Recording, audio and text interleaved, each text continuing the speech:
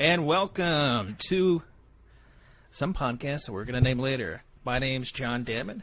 I'm joined with my friends Michael Foose, Chris Cortez. We actually go back a while to our days in college where we did a lot of leadership together. I think one of the first big times where we found that we were all on the same page football-wise, our good friend Chris Cortez hosted us in his apartment, and we watched the draft Thursday night leading in. I can't remember the year. So I'll let the guys introduce themselves, tell you about their team, their fandom, how they got into football. And we'll start over there with the man himself, Chris Cortez. All right. Thanks, guys. It's good to be doing this with you guys. After all of the text conversations we've had over the years, this was a fantastic idea. But, man, I got into football. I'm a child of the 90s, and so I grew up just loving the Cowboys. I grew up really 30 miles outside of New York City, definitely in Giants country. My team choice was not popular. I loved Emmitt Smith. And then, sometime after 95, 96, they just weren't the same, but I still hung on, and I've hung on to them today. I would like to say I'm hopeful. I don't know how I'm feeling right now. I'll say that. I'm hoping that Zeke can return to form. We'll see. In just a few years, we've gone from having really like the best offensive line to really just kind of a shell of itself in a lot of ways and all that. But the division's not great, so I would say in that ways I'm hopeful. John, you mentioned that I had you guys over for the draft. I remember watching the Laramie Tunsil draft with you guys, and really the spectacle of that draft. I don't know that we'll ever see a draft like that again, but I have vivid memories watching that draft with you guys and feeling like just terrible for this guy who could have gone number one, and it just didn't happen.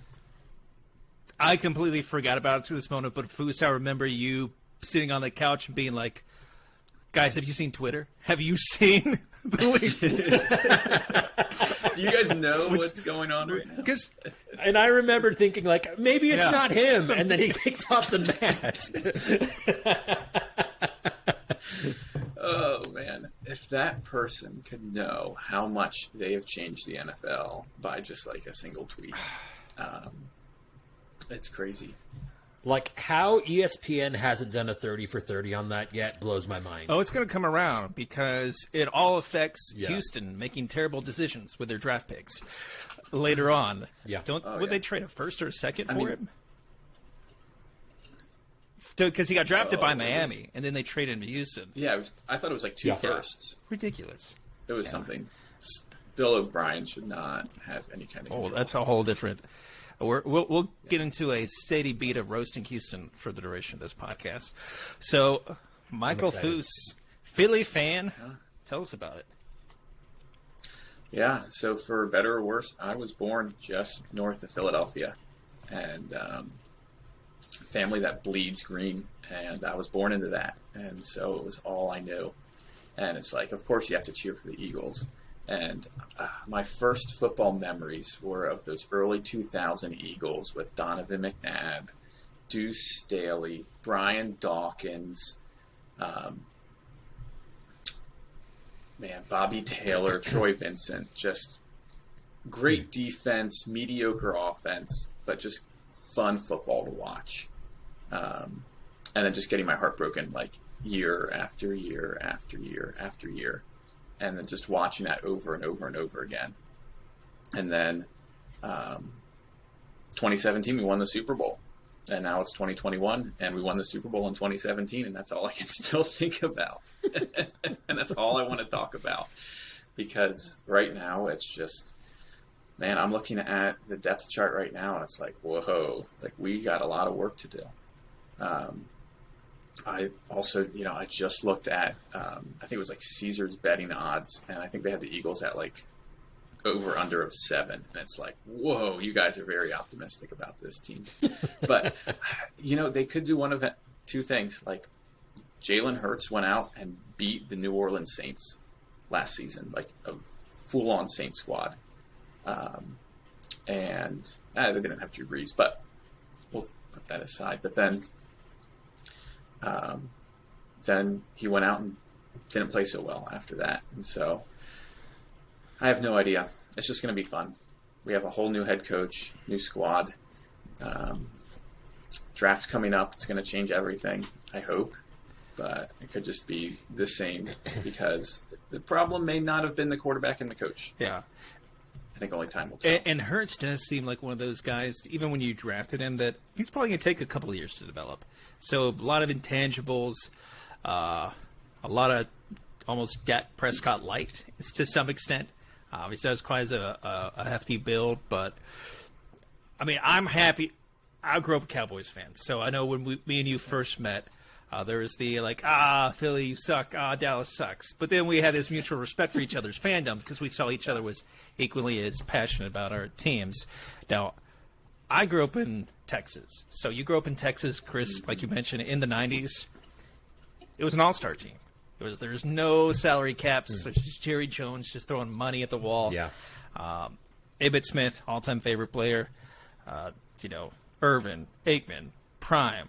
Like, just you grow up watching that team and you're back-to-back Super Bowls. How can you not be a fan of that team when you're a kid, 8 to 10 years old? And then you grow up, you're entrenched in it. And the next thing you know, a quarter of a century rolls by and nothing's happened. So I'll forgive, I'll allow the holding on to the 2017 Super Bowl. If you're going to catch up with Dallas fans, you got at least two more decades of holding on to that Super Bowl and championing that. I mean, it's been a. So we had the draft in Philly the year before, like months, less than a year before the Super Bowl. I think it was like. Was April that the Drew year. Pearson one? When? No. Or is that the one with I your? don't remember him there because I remember as Roger Goodell. I was only there for the round one where Goodell goes out and everyone's booing him. But it was the first live draft. It was in Philly. We did it the best because we're Philly. Oh, that's right. It was the year after you guys won. Because I remember you. No. It was the year before. It was the year before. It was the year before. Okay. And because I remember this very vividly, where you guys know Kevin, fellow Eagles fan, and we decided to go, and they had the Lombardi Trophy there for pictures, and it's just all these Eagles fans in line. And I just remember this one Dallas fan had like a giant iPad out, and he's like, "Look at all these Eagles fans trying to get as close to the Lombardi Trophy as they can. This is all you'll ever do," kind of stuff. And he's just like roasting us, and we're all there just like booing him. And then we went out and won the Super Bowl the next year, and that felt really good. But That's what threw me off because I remember you it's- guys posting the photos near it. we did that right after the Super Bowl, Yeah. and it was just like, It's ours, baby. Yeah, I can it's ours. self-admit as a Cowboys fan that there's a lot of annoying Cowboys fans throughout the nation. So I understand Yes. the hate, the frustration that comes with it. And then sometimes I realize it's easy marketing for certain sportscasters on certain networks. You look at your Stephen A's. I'm like, listen, Stephen A., I see you. If I wanted to be talked about and mentioned, maybe I go after one of the largest fan bases in the NFL. So, but sometimes we deserve it. yeah, I get you that. want clicks. Yeah, You go after Dallas. crazy. But I mean, there's one or two bad Eagles fans out there too. Yeah, You know, As someone who has WIP I was about to say. playing in their Carfoos, yeah, it's an interesting cast of characters. I'll say that. yeah. You have a lineup. but that's what we wanted to do with this type of podcast because our friendship and fandoms have always been like a decent amount of trash talking, respectfully, but also mutual respect for each other's fandoms. So we're going to try to keep it as honest and realistic about our teams. Like if we're sucking, we're going to call it out. If there's like realistic optimism, and at all points in time, we will always just pile on the Washington football team because what a horrible team. Now, if they ever get a quarterback, they could actually be dangerous with their team. Magic. Are you not a fan of Fitzmagic? Hey, no, the Fitzmagic is the perfect setup for that team for me as a Cowboys fan because he'll do just enough to inspire hope, but not enough to actually get them over the top. He will burn through an 8-8 record, and he'll break some records. He'll throw some picks, and he'll do just enough damage to throw off the confidence of whatever quarterback they draft. See, I think that we don't need to get into this too much, but Dan Snyder buying more of the Redskins ownership, Washington football team's ownership, is just so funny to me because they put so much into Rivera and changing the culture and drafting all of these high-profile linemen. And I mean, they were close to beating the Bucs in the playoffs with Taylor Heineke. Yeah. And it's like the one guy who can mess everything up, Dan Snyder, is now getting more power there. And it's just like, oh man, like I feel like they're the best team in the NFC East, but we're also probably going to watch them implode in a few years because of some poor management decisions. I would go ahead. They're a team that I'm actually surprised has not traded up in this draft, that they went for a Fitzpatrick. With all the other pieces they have, my thought would be, man, why don't you try to move up and try to get one of those 5 quarterbacks? Maybe not go all in on a guy who, as John said, will lead you right to an 8-8 record. No, wait. I got to retcon that. Right in the middle. No longer 8-8 is a possibility. So it's either going to be 9-8 or 8-9. Ah, because they passed the extra game. True, John. Good point. Jason Garrett might still have a job if we had these a while ago, because he wouldn't have any 8-8 seasons.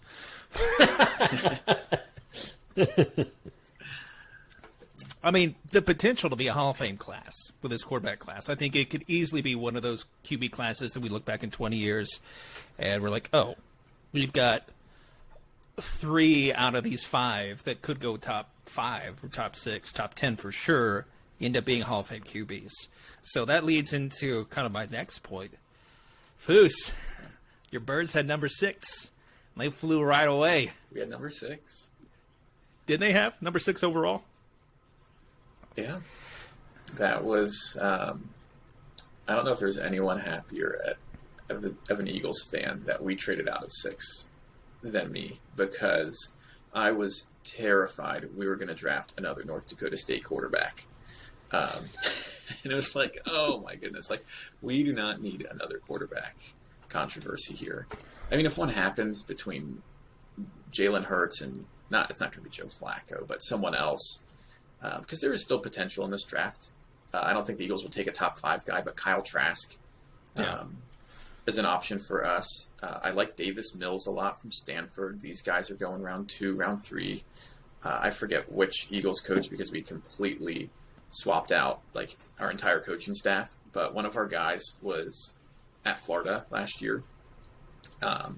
So I guess maybe I wasn't that happy about 6 because I really want Pitts. And who doesn't want Pitts? He's like Megatron, a little slower on the 40 time maybe, but he's just a matchup nightmare. I'm hopeful that we don't trade up for a guy. I mean, there's always rumors that the Eagles want a quarterback. I mean, I just have to live with it now. As an Eagles fan, it feels like there's going to be a constant quarterback controversy talk here, that no one's ever satisfied. The quarterback's always on the hot seat. But Hurts was a guy last year coming out. I remember my one friend texting me. He's like, you need to look at Hurts play. Like, he's a pretty good quarterback. And who was even thinking that the Eagles were going to draft Jalen Hurts? Because we have Carson Wentz. You know, he led us to the playoffs with like nothing the year before. And I was like, man, Hurts couldn't even make it out of Alabama.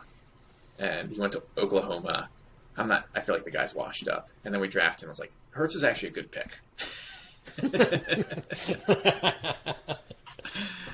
But watching him play actual NFL ball, I was impressed with the little amount of mistakes he was making, except for fumbles. But he was getting rid of the ball before he was getting sacked, which is, if you watched any Eagles games last year, I mean, Wentz was sacked like 50 sometimes. He was like 15 10 to 15 more sacks than anyone else at that point before he was benched. And then Hurts came in and provided a spark. It wasn't great play, but it was competent. And this off season under his belt, that's not COVID, where he has the reins. I'm excited to see what happens. At the same time, we don't have a ton invested in him, and we can go one of many different ways. I specifically remember a game against Dallas in Philly where Carson rolled out to his left and just waited. He was waiting to get sacked, and I think one of our safeties came in, just blew him up. I think he lost the ball. And you're like, even me, I'm like, dude, thank you. As a Dallas fan, thank you for that. But, like, what are you doing? Get rid of the ball. Yeah. I think it seemed like Witt still had that thought of his ability early on in his career, which is weird to say early on in his career because it's such a young career, of his escapability. Like, these amazing plays. You think he's down, he goes up in the pocket, throws the ball as he's landing on one knee, and then just over the injuries, he just thinks his body can keep up with it. That's what it looked like to me. It looked like he thought he could do more than he could. Now, was that the infamous Ben DiNucci game? I feel like I'll remember the Ben DiNucci game for the rest of my life. I have never seen a team work so hard to make sure their quarterback did not throw the ball in a game. It was incredible. It was a spectacle. Every trick play, every double reverse you can think of, just so that he wouldn't have to throw the ball. I mean, when you're like three of your starting offensive linemen are out, I mean, you got to do what you can. I don't think anybody would have been successful behind that line. But, yeah, it was... Yeah. I think Andy Dalton would have been. If only we had him as a backup. Doing my best Matt Nagy impersonation there. They've got Dalton and Foles, all right? They're set. They are set. Speaking of just like front offices letting your teams down, imagine being a Bears fan. We're right there. It's the Minnesota Vikings syndrome. You have a team, you have a solid defense, you're right on the edge of playoffs. Like, you just need that one stable force to get you over the hump, and you sign Kirk Cousins to a 3-year guaranteed contract, and you never get back to the same level. So, man. Yeah. Well, they had to invest money in their in Cousins, and they weren't able to invest in defense and their offensive line. It's tough. Salary cap league. I understood the move at the time. Yeah. I understood the move at the time because I'm thinking like, okay, you're one game away from the Super Bowl with Case Keenum, right? And Case Keenum's led your offense all year. Surely, Kirk Cousins is an upgrade over Case Keenum. And I remember thinking at the time, this move might work. And you're right. They have not gotten back to those heights. Yeah. I mean, that's where you think you look at personality for the QBs. Chris, our team, re-signed Dak. We got him to the mega contract, which he was waiting for because Jerry Jones wanted to take his sweet time. Could have had him earlier. But one of the things you can debate is skill, debate a lot of things, but leadership has been the thing that carries him over. And I think you have those intangibles. And a QB like Case Keenum, where he has the whole locker room behind him. Like, hey, we're just ripping it. Let's go. Just throw it up. Diggs, miracle catch. New Orleans Saints don't know how to tackle. We get into the next round. So I'm wondering if Kirk has that same, not quite that same, swagger. He does have some sweet old man celebration dance moves. We did see quite a few of those. Man, so draft is coming up right around the corner. Mm-hmm. Do we have any favorite picks for our teams in the first round?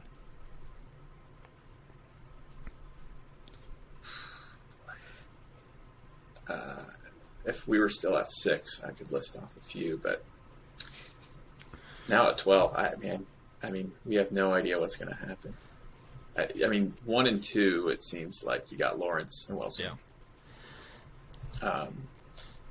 Then at 3, who knows what the 49ers are going to do? I mean, you hear it's Mac Jones, but then it could be Trey Lance, it could be Justin Fields. I don't understand how it could be Mac Jones. Like, I do and I don't. Like, I understand, like, hey, if you think this is the guy for your system, you go grab your quarterback. Hey, you don't care what anybody else says because you're going to make him work in your system. But I don't know how you see Justin Fields and think Mac Jones is a better prospect. And they may not. They may just simply think, hey, we think he's going to fit our system best. And so it's better to have somebody in our scheme, right, than take the talent. But I don't know. How would you guys order these QBs? If it was you setting a board, what would be your ranking of these quarterbacks? Yeah. So here's what I'll say, John. So I think Trevor Lawrence is everybody's obvious one. Zach Wilson, I think, is probably everybody's obvious two. Man, Mac Jones is probably my 5. I'll say that. I don't see it. You know, he's an immobile quarterback in a game that's becoming more and more mobile. I think he'll really struggle without a line that's. And here's my other thing too.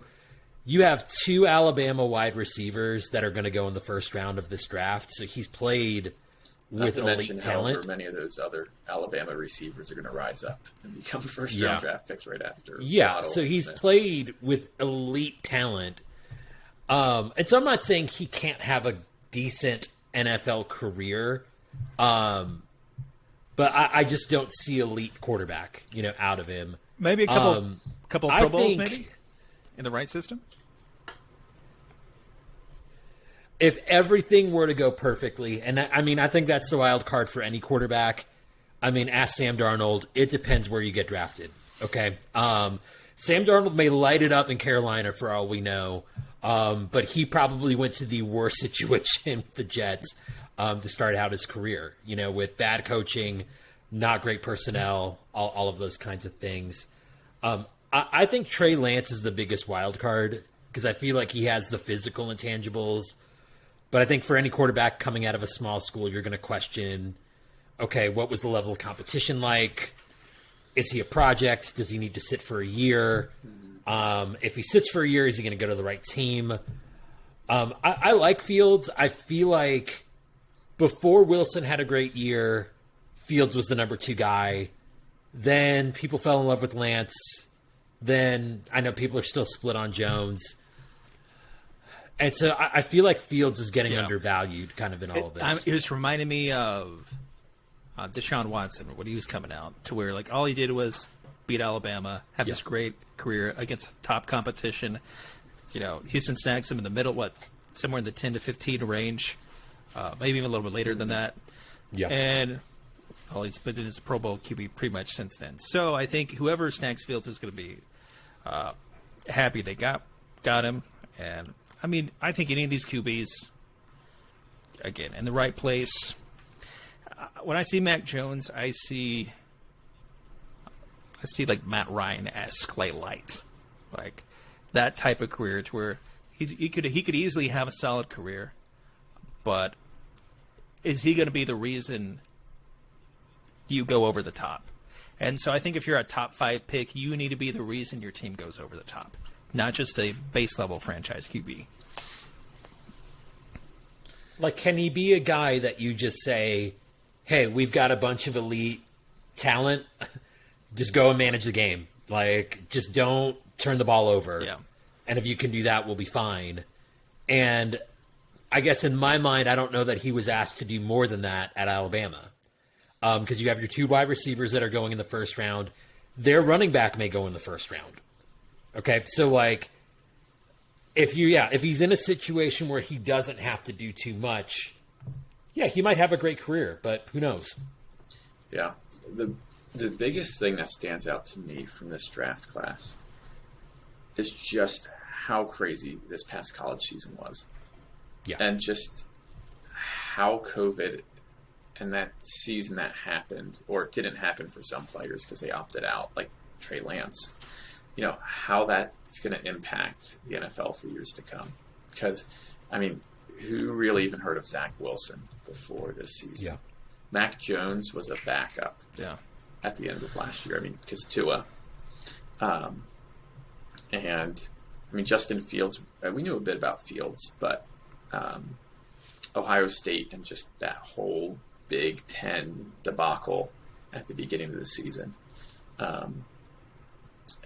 It's fascinating. I mean, you have Trevor Lawrence, a guy who basically since he was a freshman has proved that he is a very capable quarterback, like very capable quarterback. And to hear, I've heard a few people that even have like Zach Wilson over him. I'm like, what in the world? Like, I've heard people that have Justin Fields over him, just as long term. So that's insane. I'm sorry, that's insane. I think you got Lawrence at 1. I'm going to put Fields at 2. I think Fields is a guy that can really. How I like to talk about QBs and whether they're elite or not is, do they lift up the guys around them? Like, I remember back in the mid to late 2000s when Peyton Manning could pick up a guy off the street and make him have like a 5 reception, 100-yard, 1 or 2 touchdown game. And it was just like, this guy can just throw to anyone. And it's just amazing to watch. And someone like Mac Jones, I don't know. Like, he's decent. I mean, well, he's better than decent. But 77% completion percentage. It's nothing to sneeze at. But then again, you had Waddle for most of the season, Devontae Smith. That offensive line was amazing. I mean, if Dickerson didn't tear his ACL, he'd be a first-round pick. I forget some of the other players' names. Najee Harris could easily be a first-round pick. He has a lot of talent around him. At the same time, he led them very well. Trey Lance, it's so hard. He has, like you guys said, he has those intangibles. He has what you want in a quarterback: size, speed, arm strength. But competition, who do we play against? Can he do that at the next level? So I have Lawrence, Fields. After that, it just kind of gets murky. It's guys that I wouldn't be the highest on. I wouldn't do what the 49ers did and trade up for 3. I mean, Wilson, I think, gives you a lot of talent, probably more so than the other guys, I would say. But I go back, I think it was the Coastal Carolina game. He just disappeared. And you're playing Coastal Carolina. It's like, is he going to do that for our franchise? So I'd probably put Zach Wilson at 3, Jones, and then Lance. But that's... You know, Foose, I remember watching that game too. And really up until the final drive, I remember thinking like, okay, this guy's a first round pick, you know, like, and you know, they took the game on like 3 days notice. I get it. I will say they got the ball back, I think, with less than a minute. And I remember he shredded their defense and they almost scored to win. Mm-hmm. And I remember thinking like, man, this is, you know, and again, it's a COVID year, so you don't know what anything really means. But, you know, this past year, Coastal has supposed to have this top defense. It's like, man, he shredded them in a minute. But I also thought, okay, so where was this the other, you know, 3.5 quarters of the game?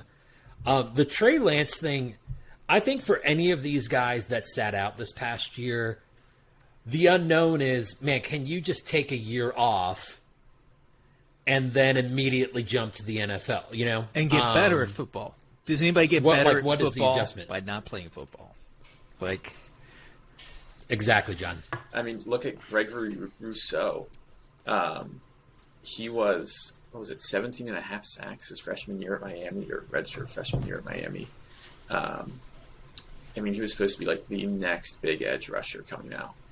And then he just flatlined at his pro day. I think they said Ryan Fitzpatrick had a higher vertical jump at his pro day coming out than Gregory Rousseau did. It's like, dude, if you're sitting out and you're going to be picked in the draft, you should be just working on this 24/7. That's all people are going to care about is your numbers. There's no reason because you did not play this there's year. no reason you shouldn't be a pro day hero.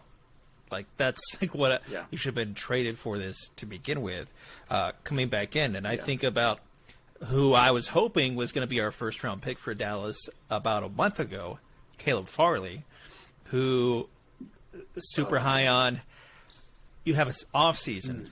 You ended the last season with surgery to alleviate pain in your back. A year off of football, you get another one of those surgeries right before the draft. Timing could have been worse for him. But here, I've heard some other people say this, and I think it's correct evaluation. Even if you get your doctors to say all clear, backs don't get better. Like, it's going to be something that continues to go down from there. I mean, I'm not in love with any edge rushers at the top. I think there's a lot of second round talent that's like a lot of sweet spots, but you don't have those, like, you don't have that one guy that's super premier. So when somebody march, You don't have that like clowny Miles type guy Garrett, you don't coming have that Yeah. that elite. And that comes back to, we talked about like putting the QBs together. Of course, QBs, you got to put them in a different ranking order for draft, because if you get your franchise quarterback, that's so much more valuable than everything else. However, I think a principle that should still be there is in the top 10, don't draft for the next couple of years of your franchise. You're drafting for how is this player going to play out over the next 15 years.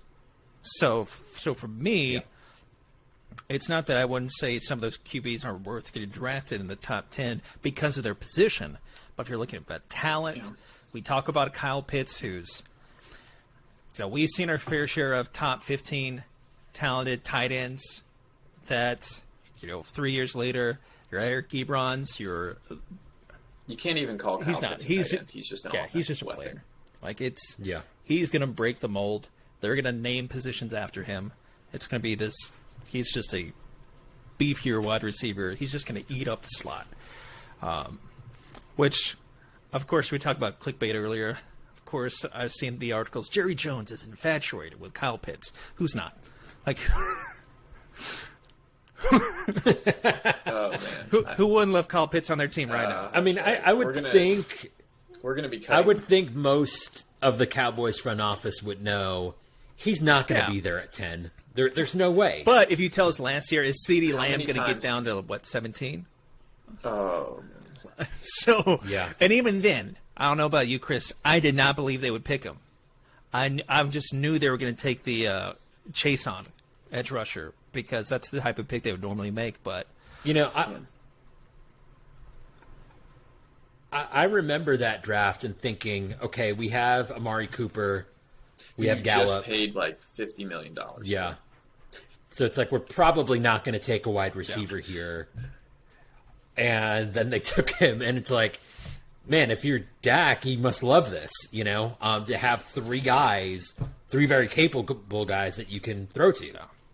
most people don't remember at that time. Technically, wide receiver was still position of need, because we definitely didn't have a slot receiver. Randall Cobb was on a one-year deal. He just left, got overpaid to Houston. Thank you, Houston. We got a nice comp pick out of that. So, and then you got turnover. So even this year, if you hope your team takes the best player available. I mean, Michael Gallup's coming on the end of his rookie deal. So is he going to be affordable? But also think back to Terrence Williams. We all thought that he was going to be unaffordable at the end of his rookie deal, and then he took a stay-at-home deal, and then he had his incident that was out of the league. So there's some of that plays out. But I think what we may do here. By the way, I'll pause here for a second. You guys good? Need bio break? Good to keep rolling. I'm good. Yeah, I think I'm good. All right. One thing I think that's this is just some more football talk, but the Bucks and how they built this team this past year. I don't know. I love it. Where it's, let's not get a quarterback first, but let's build a team, and then a quarterback can fall to us. Like, not that, I mean, Brady's just Tom Brady. But other teams obviously aren't going to be able to get Brady, but you can do this where, I mean, you can just build your team up and then trade for a quarterback. Because I think the NFL is becoming more like the NBA, every single season, where you, especially with some of these elite quarterbacks, like before Watson and all this masseuse stuff has come up. I mean, there was so much speculation about what team was going to trade for him. And a team like the Dolphins, Panthers. So, anyways, all I'm thinking as a team drafting, I just love best player available strategy. You don't want to draft for needs this year, or any year. You almost just want to, unless you're like one step away from the Super Bowl. And like, if I was the Bills, man, I would do everything in my power to trade up to get Kyle Pitts. That would just be so I mean, I'm going to love to see him go to Cincy and him and Joe Burrow just be that tandem, that AJ Green level of like, you're going to put up monster stats for a decade, playoffs every year, probably never still going to make the Super Bowl because that's how Cincy rolls. just like the kings of regular season, like the old school Atlanta Hawks, that they would just like crush it, get first overall seed, lose in the first or second round. But I don't know if this will show up on the video, but we're going to try it out. We're going to do a little bit of a mock draft.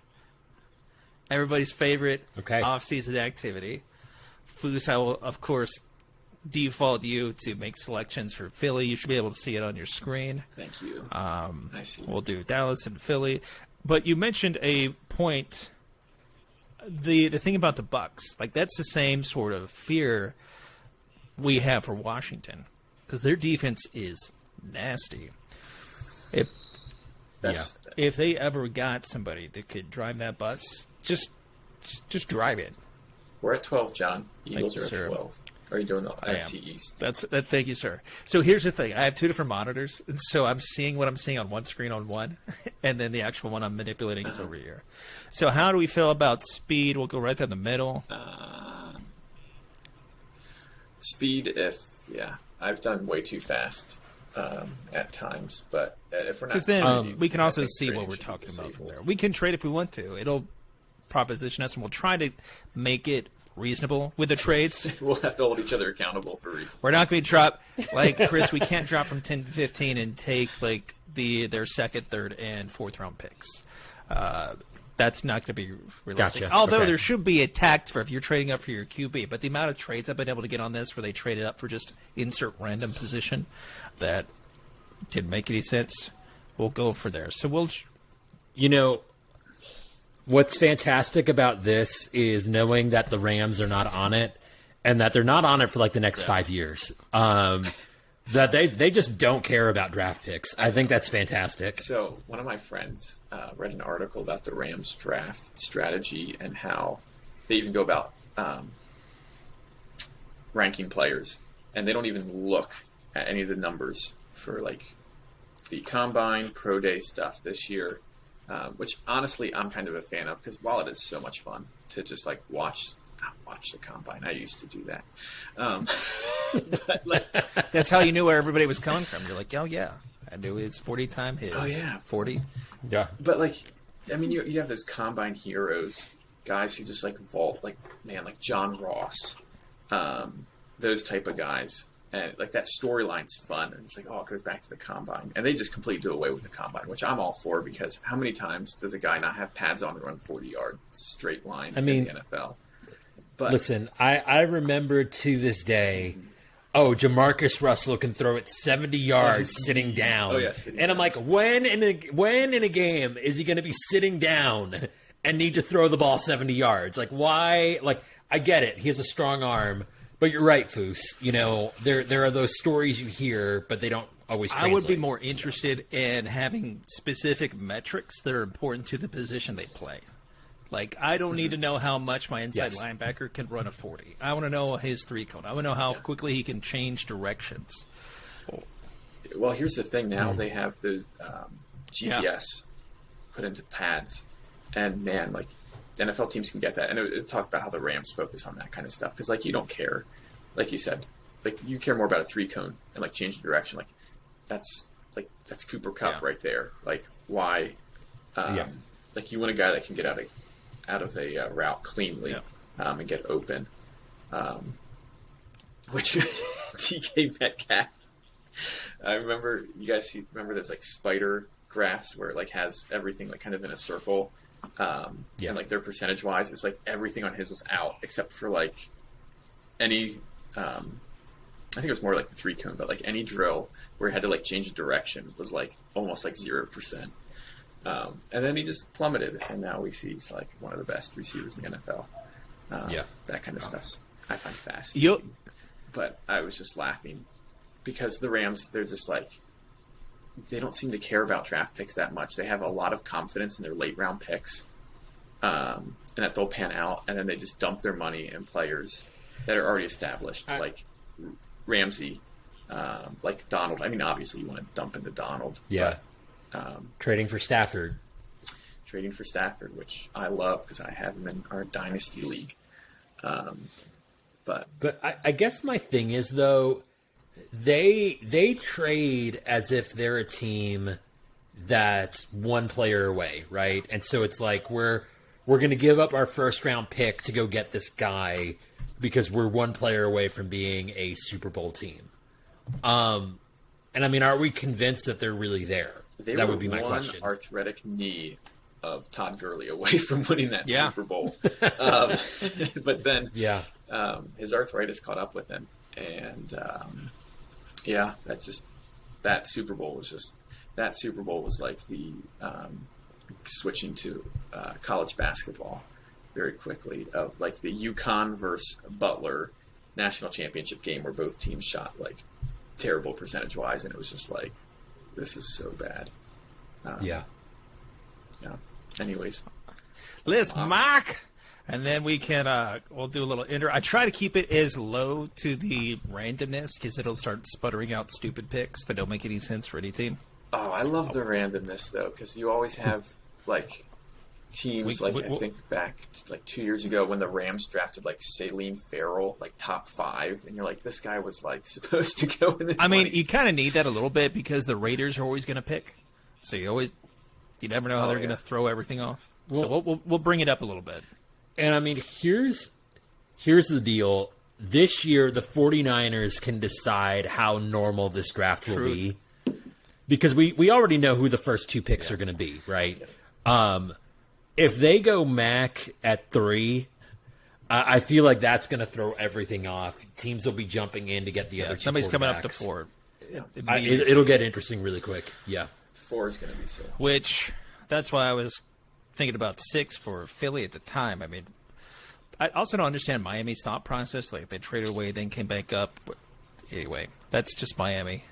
Let's see Miami what things. do. We're gonna kick it off. Yeah. We're gonna get this thing rolling, and we are drafted. We're gonna start right now.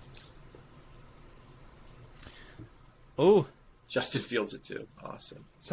And that might be why Micah Parsons at somebody's dumb. 6. Jalen Waddle, I do think he will go to the Lions. Ooh, I think he'll be Dallas second. is. Let's do a quick review. So John Pitts is available Oh at my 10. Here's the thing. The Eagles would like to trade up with the Dallas Cowboys. Here's the thing. We already have the headline. Jerry Jones is infatuated with Kyle Pitts.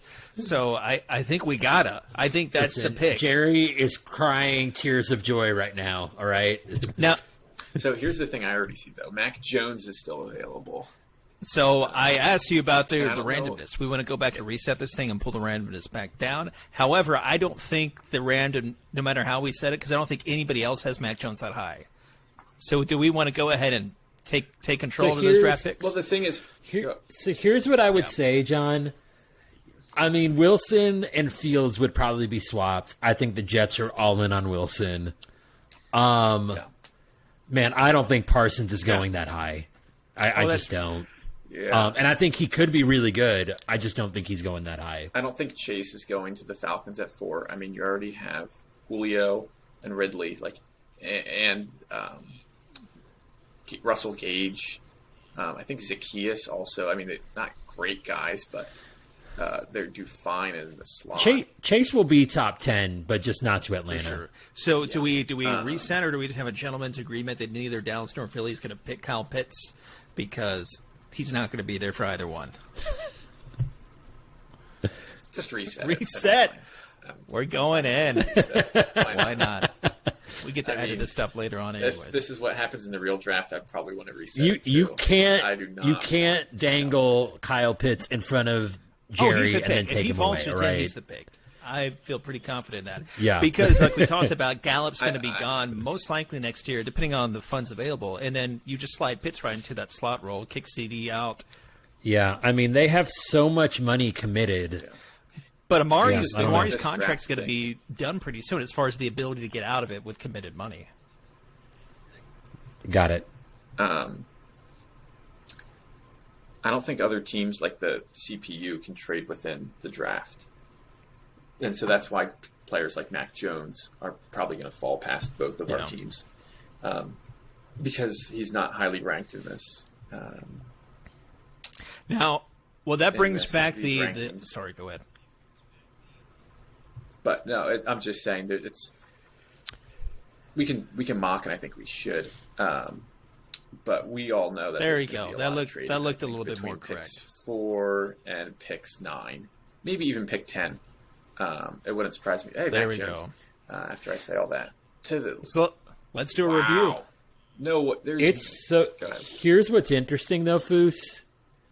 I've seen some mocks that have the Panthers taking Mac at 8, even though they just traded for Darnold. Yeah. I don't think they'll do it.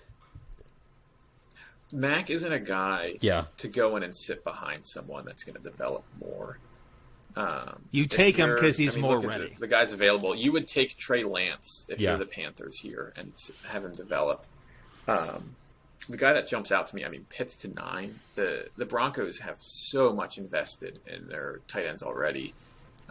There's no way John Elway's going to keep throwing money at tight ends when he's on the hot seat and needs a QB. And Trey Lance I is don't there. think. But I don't think Pitts would fall past 6. I think he could go at 4, 5, or 6. There's- I don't think he falls past that. yeah, I think a team's going to trade up for him if he does. Yeah. Yeah. Also, the Lions are not going to draft another Yeah. defensive back. I think right that's away. where you get another one of those wide receivers or those tight ends there. Those weapons. I think, yeah, you could get Waddle if Swell falls to 7. I mean, what better pick for a new organization than to just get a franchise left tackle when you're trying to rebuild? I think that's it's harder to find a better foundation. than Okay. that. So we got some decisions, some thoughts to make here. So I could not see them taking Waddle. I think Kyle Pitts is the exception to the wide receiver role because he's just that beastly. I think they like Parsons. I don't think they like him that high. So if you have a QB here, I think Dallas is trading down that pick. For example, the ideal situation would be for, in my opinion, for Trey Lance to fall to 10 and then start getting New England on the phone, dropping down to 15. Where you're probably still going to like your pick yeah, that I comes agree. in there. Now, the issue that you start to run into, okay, we got some trades that come through. Phillies, you guys are, even though we are you, let's take a look here.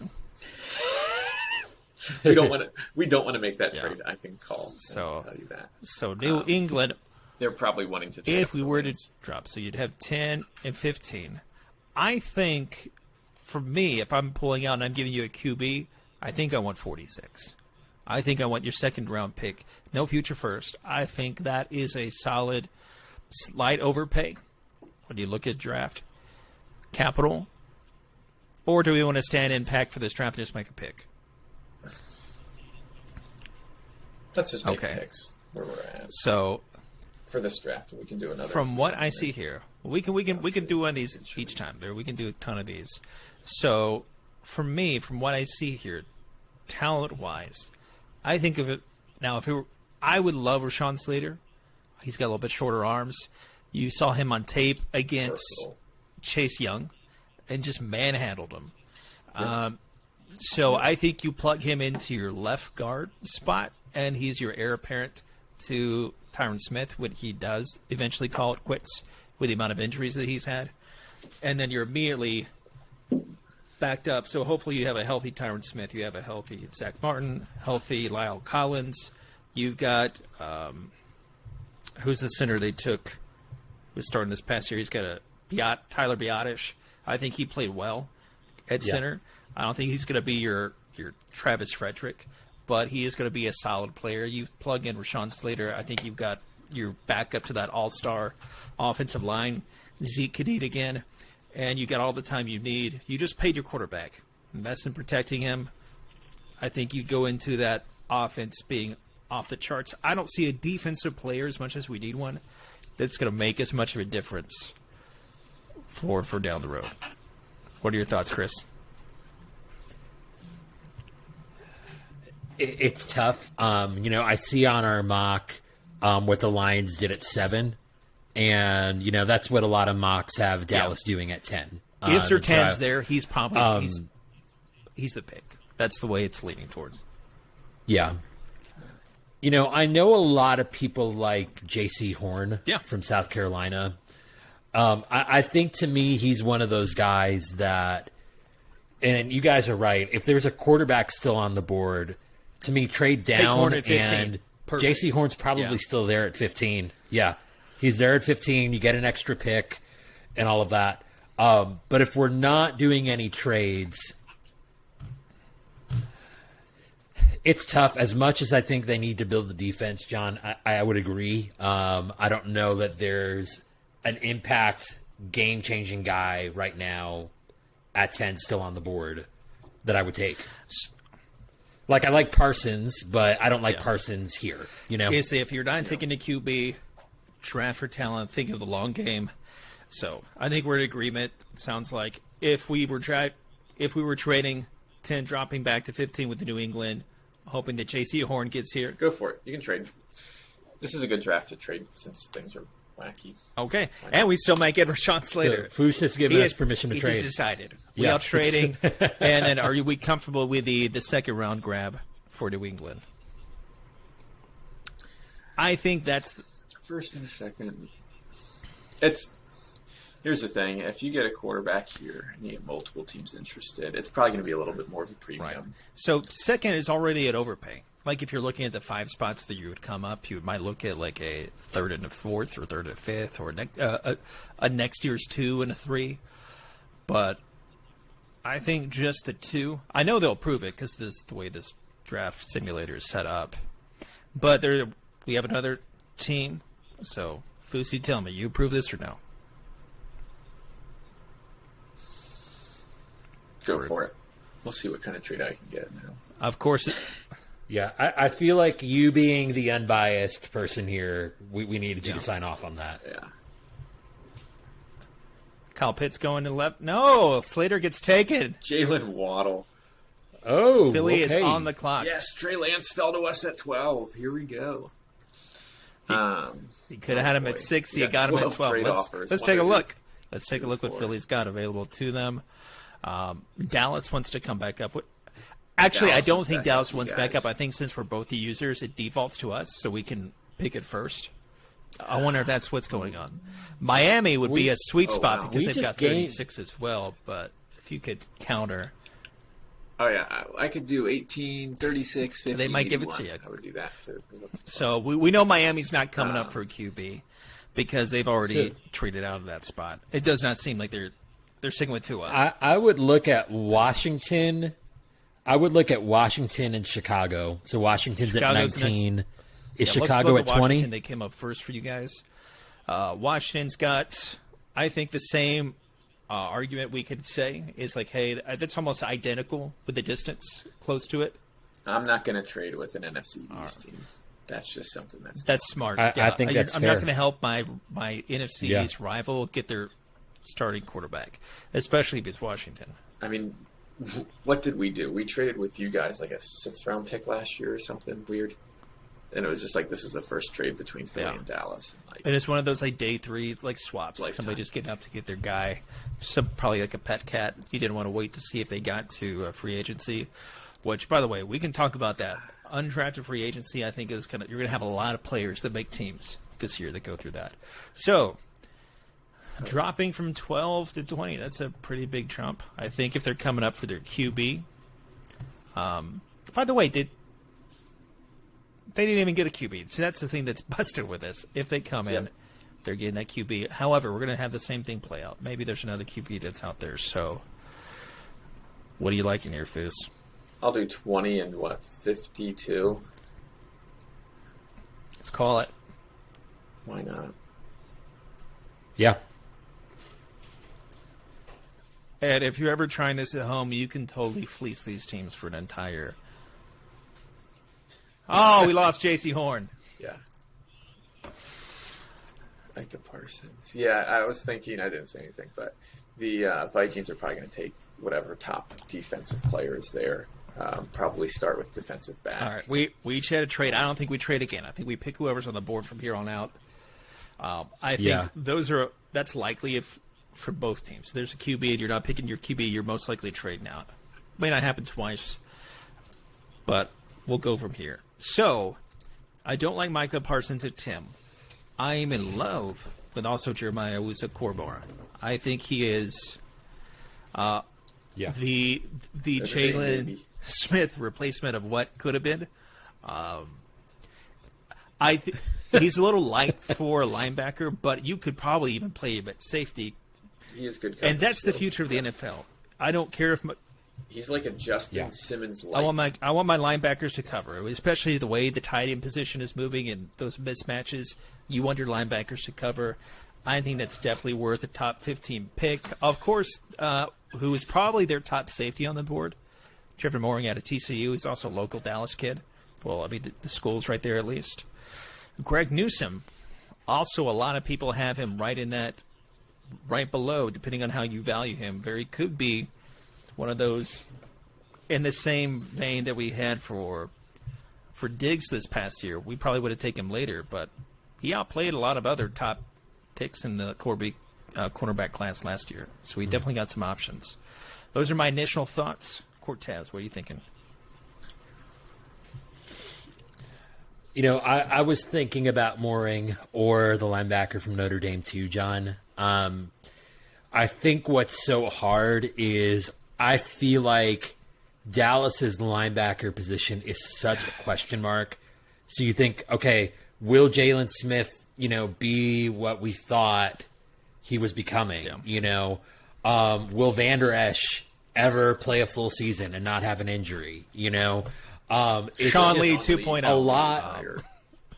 Will Sean Lee finally retire?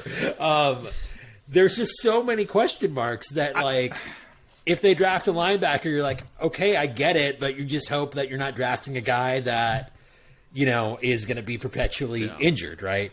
I think at this point, if J.C. Horn were there, obviously, to me, he's the pick. Yeah, I think even if Micah Parsons were there, he might be the pick.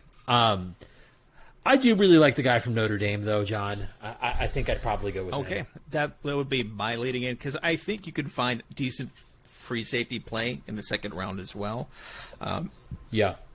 And especially, there is definitely a realistic scenario where you could have both of those linebackers replaced next year. You can get off of Jalen Smith's contract at the end of next year, for the most part, on the cheap. You're going to have to if he doesn't So, explode. if anything, again, being the fact that I can play JOK in coverage, I can play him in nickel situations as well, and still have him, potentially cover tight ends in the slot. Let's do it. Let's pull a trigger. We got our guy. Come on, Rashad. I can't see Caleb Farley still going that early. He's like, Redskins I should have traded with him. I think Caleb Farley could realistically. he might be there at this is 44. outrageous. I think he could he fall might be out there of the first 44 in round. the second round. Yeah. And then we pull the same thing we did with Jalen Smith. Like, his Yeah. talent's up there. You pull the trigger on it, and you hope he works out. Yeah. Maybe it'll work. I don't want to trade down again. Not liking these. So Farley's picks. gone, Barrymore, Let's go with Tucker. We've got Vera Tucker. It's not bad. I like Barrymore. He's a developmental player. Eagles. I mean, Cox is on the wrong side Kenny of 30. Page. There's a lot of players on the wrong side So- of 30. I mean, I'm looking at So Foose, Huh? let me ask you a question. I see, Pro Football Focus has your team needs up here. Do you agree with those needs? What for you would be the priority with this pick? QB, we don't need one. One for the right value is good. I'm actually a fan of the Joe Flacco signing. I know a lot of people are like, oh, we overpaid for him. But you have to remember, when he signed last year with the Jets, he was coming off of what some people thought was a career-ending neck injury. And they didn't even know if he'd play. He was a Super Bowl MVP. That's a guy I want in my quarterback room. Just give the season to Hurts. Like, we're not going to win the Super Bowl this year. Let's see what he can do. If he's a franchise quarterback, amazing. If not, oh well. You can get a quarterback, like I said, Trask, Mills. Those are some guys I like. So QB's not a huge need for me in the first 2 rounds. Looking at their depth chart, oh boy, it is a mess. Defensive back, you got Darius Slay, not bad, but on the wrong side of 30. We're paying him a lot. We traded a bit. And then behind him is Michael Jacquet and Jamison Houston. Never even heard of that name until right now. He's our third, but still not promising. And then on the other side, you got Craig James, who he's a North Dakota State guy as well. I think he was undrafted or 7th round, something like that. And Kevon Seymour. So I would go, man, in a perfect world, I would love to go Patrick Surtain and like Asante Samuel Jr. and double dip, go 1-2. Because in today's NFL, you almost need a great slot corner, especially if you're lined up against a guy like you almost Kyle need Pitts. 5 guys that can play because the amount of dime and nickel coverages, like you're probably going to get one injury to that group every season as well. Yeah. I'll tell you who I don't want you guys to pick. I would hate for you linebacker. guys to get Greg Newsome because I think he's going to be a player. You think Greg Newsome's going to be a player. So I'm moving on now to defensive end edge rushers. We got Brandon Graham, first Pro Bowl, which is a shame. He should have been in Pro Bowl long ago. Derek Barnett hasn't played up to his draft position. For whatever reason, we slapped our 5th-year option on him, and we're paying him quite a bit. I think it's like $12 million. Could be wrong on that. Josh Sweat's not bad. Joe Ostman, I don't think he's the future. Kwity Paye, I wouldn't be upset taking him here.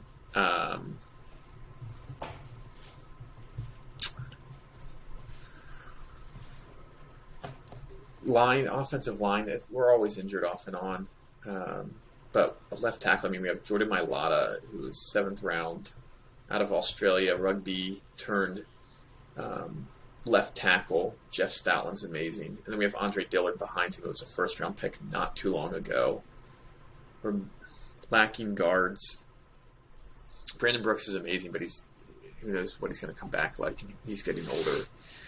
Christian Darrisaw could be versatile, but I'm actually going to say Kwity Paye, edge rusher. I feel like it's almost a good thing to have too many edge rushers. And he's a guy where he can rotate in this year. And then, I'm not sure how long Brandon Graham's going to be along. Derek Barnett's probably not going to be back next year. And you always want to be on top when it comes to edge rushers. So is he the first edge rusher off the board so far? Yeah, in this draft. Yep. All right, Okay. putting it in. Yeah. Ideally, I would trade back here, but I don't feel like messing around. So I'm going to slow it down a bit. Wow, Rousseau, 24. Zaven At Collins, 24. I really like Zaven Collins. I don't know if you've seen his tape. I think it was against Tulsa, but that guy single-handedly won them the game in And that's double overtime. high for Asante Samuel. I don't think you take it up. However, I mean, that questions the domino effect of Caleb Farley. You push everybody. You push the need up for people to go up higher for their cornerbacks. So Philly is back on the clock at number 37. Oof. All right, scroll down a bit. We got Elijah Moore. I like him at the slot guy, but do you want to take just a straight slot guy here? If you want me to look at any specific position, I can do that as well. No. I'm not wanting to go down that far. You can go back up. I have another pick coming up. What was that? You 50? have a pick at 52. 52. 52. Okay, that's not bad. Yeah, I think Elijah Moore here. We need health inside. I love Greg Ward. Awesome story. But Elijah Moore, man, he did amazing at Ole Miss this past season. You look up stats for this past college football year, and he's right up there with like all of them. And in Nick Sirianni's offense, he focuses a lot on mismatches and I think quick decision making. And I think like a guy like Elijah Moore could really help. The pick offense. at 37. Philadelphia Eagles take Elijah Moore, wide receiver, Mississippi. So I think the likely thing that might happen for Dallas, if they do trade back and they get these double second-round picks, I would not be surprised to see them pair them together to jump back up in the first round if they like somebody at that top 1 to 2.1 Yep. first-round borderline for second-round talent. They might come back up for it. So I think the Eagles could do the same. We're right at the beginning of the second round, and we have a lot of it. We have the most picks in the draft with 11. Dallas right behind at 10. And a lot of ammo Wait, John, last scroll- year, too. John, scroll back up. I thought I just missed something. Go to the end of the first round. So on this, yeah, that's what I thought I saw. I'm like, whoa. Kyle Trask went with the last. If the Bucks are trying to repeat, and they just signed Brady, there's no way they make that pick. Listen, this Yeah. isn't real. This is just the internet. Do the internet things. We try to keep it as little random as possible. Yeah, I did a double take real quick. Yeah. Thank you for that. Well done. So I led off the first couple of times we looked at this. So Chris, I don't want to hog all the mic. You tell me what you're thinking for what you're seeing. Yeah, it's tough. It looks like we've got 44 and 46. It's tough. I do think we need most positions on defense. I'll just put it that way. We need most positions on defense. We've already got kind of a hybrid linebacker in the first round. Man, I'm looking for an edge rusher at this point. I thought maybe one of those guys that got drafted in the first would fall, but they did not. Here's the other interesting thing, John. The tight end from Penn State, I'm not thinking about him with this pick, but maybe later in the second round or possibly even the third. One tight Yeah, because end. he's definitely not a Pitts, but I think he could be a good NFL tight end. One tight end not to sleep on is Tommy Tremble from Notre Dame. Yeah. He was mostly used as a blocking tight end, and I mean, yeah, Ian Book dishing out the ball there, so he's not going to get the most targets or good passes to him. But last year, Cole Kmet, or Kmet, was the big receiving tight end, and now this year they had some guy, I forget his name now, Michael something, and he was insane.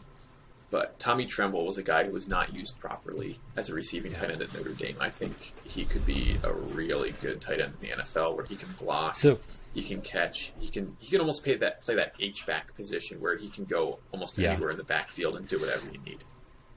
So, John, I just saw Landon Dickerson there, and I think, Foose let us off earlier to kind of say he could have potentially been a first-round pick.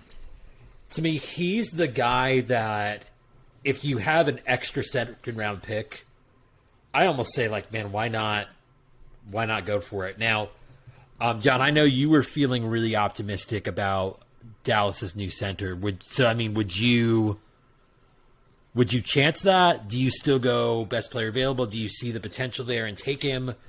Or do you say, hey, no, we're good. We have our guy? My initial thoughts are I think we have potentially competent play, considering he stepped in as essentially a rookie and wasn't even slated to be the starting center at the beginning of camp. Dallas did a lot of weird stuff when all their injuries hit. They didn't put in the people that I think a lot of the local beat writers, even the fans would have wish they would have played. They took them a while to put in Biotis. They took them a while to rotate out some players that maybe probably shouldn't have been in the starting lineup. So I'm never going to be upset for taking extra depth. So, but I could also, if they get 2 second-round picks, they need a lot of help secondary. So, my one player out of these 2 picks that I think they would love to have is Richie Grant out of UCF, a true free safety. They haven't had a true free safety. They did sign Keanu Neal, but he's more of a thumper. He's more of a strong safety. Right. He's a hybrid. And too. they did get previously they wouldn't have taken a safety high picks, but Dan Quinn's taken high draft picks on safeties. So I think out of one of these 2 picks, you got to come over with a DB. I know a lot of both the guys from UCF, Aaron Robinson, I think is going to be a player as well. Darius Washington, he's split. You have people that think he's the number 1 free safety in the draft. You have people that think he's a 4th round pick. So, because he's short. If you look at his height, 5'8", on a good day. I know I mentioned the edge rushers earlier, thinking one of the guys who went in the first would be here. I also thought Samuel would be here as well. And I think if any of those guys are here, that's the obvious pick that you make. But John, you're right. I think they do need secondary help. So you could start maybe by taking one of those safeties. And it's only one pick away. So, remember, if we want to take one, so who do we not want to lose at this spot? But if you feel like Landon Dickerson, I'm not familiar, so I can't tell you one way or the other. I mean, center point of Alabama's line for years. Surefire day one, or first round pick, and then blew his ACL out. So, well, to me, that's a red flag. I'm tired of the second round risking on an injury person. We've been hurt. We've been hurt before. So that's the round that Dallas throws things at the wall. And if they're not going to have somebody like Slater available in the first round, I don't think Connor Williams is the long-term solution. I think he's better slated to be a backup swing tackle. And so if you were telling me this guy could slide in and play guard, I'm here for it. Or play center and switch one of the other guys to play guard as well. So I'm down for this pick. If we want to pull the trigger on that, and then maybe come back and get Richie Grant 2 picks later. You tell me, Cortez. Make the call. I say we make the pick and patch up our defense 2 picks later. We're gonna call it. The tags are blinking. I think the potential is too high. And our guy's still there, who I think is the guy, which is Richie Grant, out of UCF. I think he is the best true free safety, a ball hawking free safety. You can find strong safeties later in the draft. That's the way I kind of look at it. You can find somebody to go up and tackle. That's my thought. Any objections? Any qualms with that pick? Let's pull the trigger. I think that's great. Richie Grant. I'm in love with it so far. We got a solid patchwork for linebacker play. Our linebacker of the future who can be a versatile, play in the slot, can pick up and cover. We've got an interior lineman. We've got our DB who's got a ball hawk back end. We'll probably try to shoot for a quarterback later on. But we got Philly on the clock. Do we need to do a little bit of roll back and see who we lost? The Cardinals draft Najee Harris. Didn't they just sign? What running back was it? James Conner. Is what. Yeah. Anyways, Najee Harris will probably go late first, early second round. For me, Travis Etienne also hasn't gone yet. Yeah, there's a few guys I like here. Jamin Davis, first off, some mocks have him going late first. Here it says his ADP's 100, which is, I think, off. I think from what I read about him, he's just had one stellar season and that's it, and teams just don't know what to do with him. So we need linebackers pretty bad. Last year we had some of the worst linebacker play. I have ever seen. And thank goodness some of that has changed around. Alex Singleton he was Canadian Football League, and we signed him. He actually played pretty well. We got Eric Wilson from the Vikings, who are now defensive coordinator, coached when he was there in Minnesota. He also brought over Anthony Harris, a safety. Those are just 1-year contracts. A guy like Jabril Cox I could see going here. I heard Pete Werner is apparently rising up some teams' draft boards, but I'm actually not going to go linebacker here. The guy I want, I love Javon Holland. I think he can play cornerback and safety from Oregon, and I love versatility. I mean, we had Malcolm Jenkins here for years, and that guy played like so many different positions and was stellar. I don't think Javon Holland's that kind of player of like Jenkins was, but he's versatile. I like that versatility. Creed Humphrey is my pick, center out of Oklahoma. Lincoln Riley and Howie Roseman have this connection that seems kind of weird between a coach and a college coach and a GM in the NFL. I was kind of hopeful that we'd get Lincoln Riley, but I know that's just a pipe dream of a head coach. But last year, one of the things that swayed apparently the Eagles to take Rager round 1 was Riley talking about him playing against him in the Big 12. And then who did we take in the second round? Oklahoma's quarterback, Jalen Hurts. Creed Humphrey, if there's anybody that can replace Jason Kelce, it's him. He has tested off the charts athleticism-wise as a center. And this season, even though we have Jason Kelce back, he could easily move over to guard, I think, and take over for Sayamalu at left guard. And that would leave us, I think, with a pretty good O-line. And then once Kelce retires, we move Humphrey back, and he just snaps the ball. Yeah, I would love to take Jamin Davis here. I think I would just do that right off the bat. Might want to scroll down just a little bit just to see if there's anybody else. Eric Stokes. Actually, I need to take Eric Stokes. I need a defensive end, or cornerback. And he's probably a second-round prospect from what I've been seeing. So that's just... Yeah. Jamin Davis, Eric Stokes, those are guys who I think are going to go higher. Davis Mills, third round. I'm a little surprised to see Tempting, Kellen but- Bond go this early. I've heard some teams might Really? take him second. I've heard a Colin Kaepernick comparison. I know Dallas would have interviewed him, but I think that's more of if he slides to 4th, 5th, maybe a long-term backup prospect. But Yeah. It's interesting. So, Foos, we're locking in Eric I Stokes. really thought there was going to be more trades. All right. Yeah, Eric Stokes is the pick here. If he's there in the third Yeah. round, you take him. We need cornerbacks. So. If not Jamin Davis, I mean that's a no-brainer to me. But you guys will probably take him now at linebacker. I don't know. We Actually, took, no, you already took Jeremiah. I mean, we did I do like already Kelvin take a Joseph. linebacker. That's not the UCF corner I typically like to go with. Aaron. Thomas Grant Jr., who I think could be the pick if he lasts this long. What I would love to see them take is Tommy Tagliai, or Tagliel, or however you pronounce his last name. Tommy T from the Ohio State. He's a big man who can play the middle but can get some push. They don't have a permanent solution, long-term plan there. They've got some guys that I think will be solid rotation players. So I've heard good things about Patrick Johnson, play the edge. I don't think they have any long-term solutions. Yeah. There's Foos's guy, Tommy Tremble. Out there.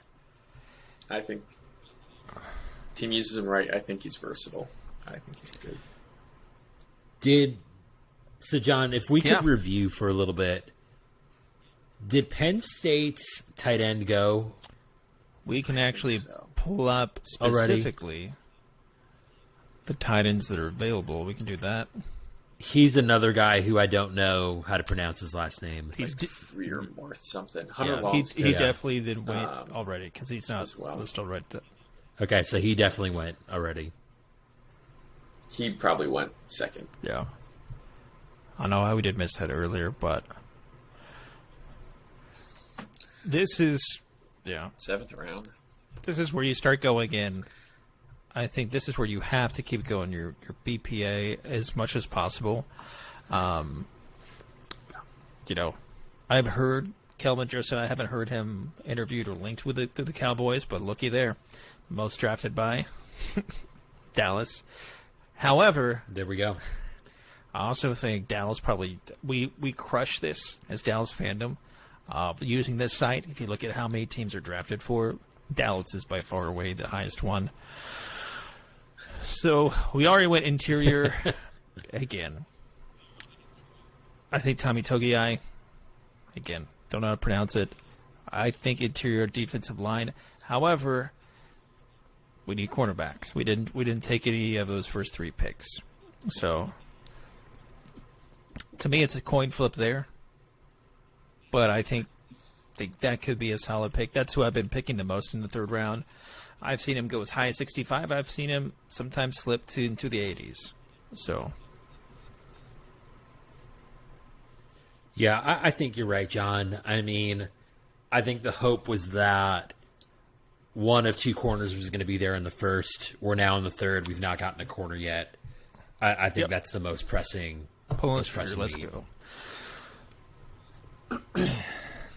What do you? That's right. The Patriots forfeited that pick. What was that for? Uh, One of their times they cheated? Probably. We're just making stuff up. I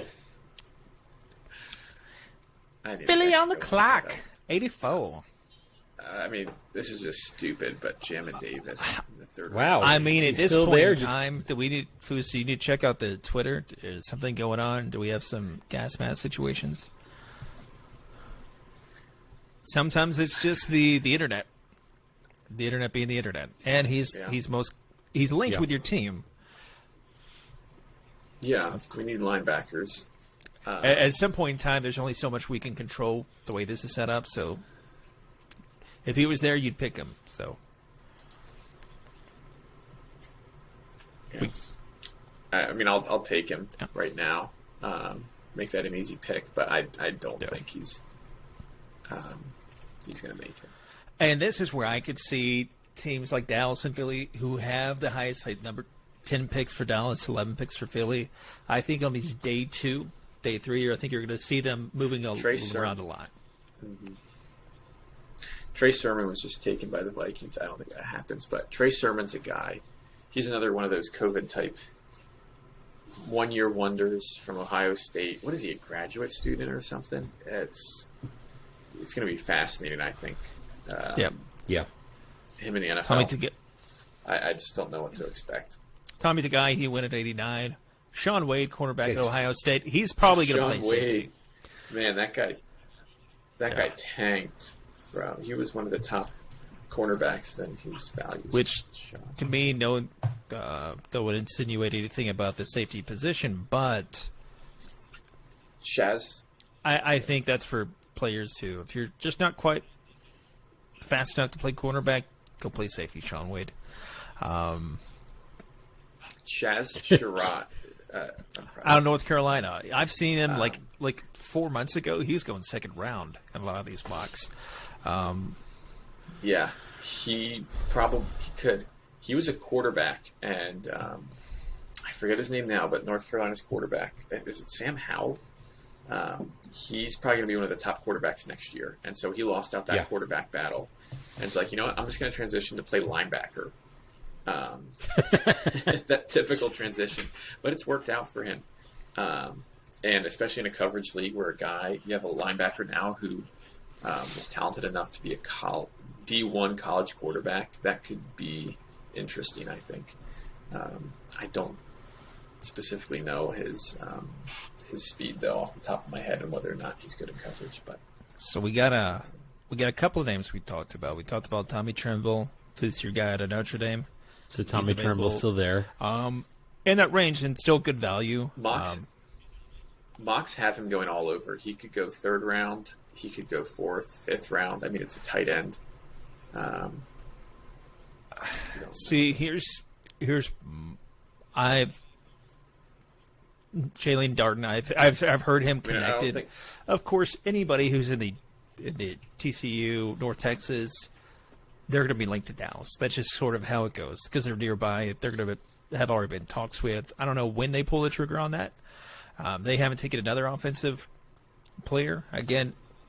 If you guys haven't watched Darden's YouTube highlights, you should.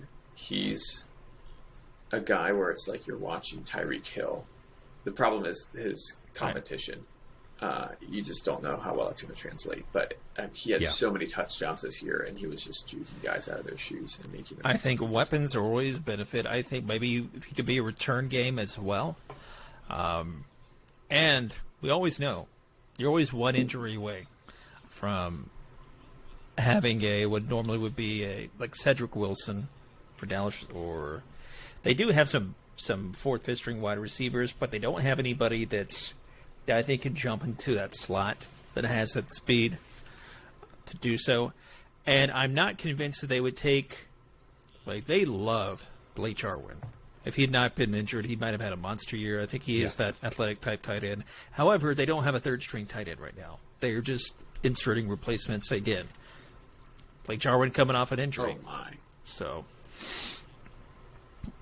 I think for me, John, you mentioned it earlier too. You know, what are the futures of Cooper and Gallup? You know, and so maybe you take somebody here who's your fourth wide receiver this year, or maybe a special teams guy this year, and maybe he develops into your number 2, number 3. But you just don't know, you know, are they going to pay Gallup? Or are they going to try and move Cooper in a year or two? So I don't think taking Darden is outrageous here. I think that as well. We could also see a trade. You know, the most common people talk about, hey, let's trade Gallup. He's at the end of the deal. I'm like, might as well just use him for the year. Even if you aren't going to let him go, get a compensation pick. I will say, as a non-Dallas fan, I think Gallup gives you the best value at that position. He's one of the few that actually he's probably out of the three they have right now, probably the best for the long ball. As far as those throw it up, let Gallup go up and get up. So here's a question I think that's good to ask for rival teams. Who do you not want to see Dallas take? I mean, well, in the third round, I don't know how much it actually impacts from there. But ideally, your top 100 picks, they should be at least starters, if not rotation players, their first year. I think anybody on defense, like Surtain, to go to Dallas, I would not like that very much. Because we're already in trouble with receivers. The Bama DBs. And any of the top defensive backs, but you guys would probably do that. I think it's a fun pick. I think we go Darden.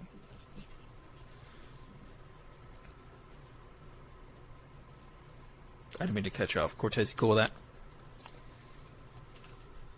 Yeah, no, I think that's the pick. And by the way, if I'm ever getting too long-winded and you're like, yeah, just put the pick in, dude, just let me know. Moving right along, the third round is down. Let me see if I can speed this up because I feel like it's... I'm looking down, but it's at some draft stuff. I've been doing the same thing, Foos. I have dual screen, but I have stuff I've been...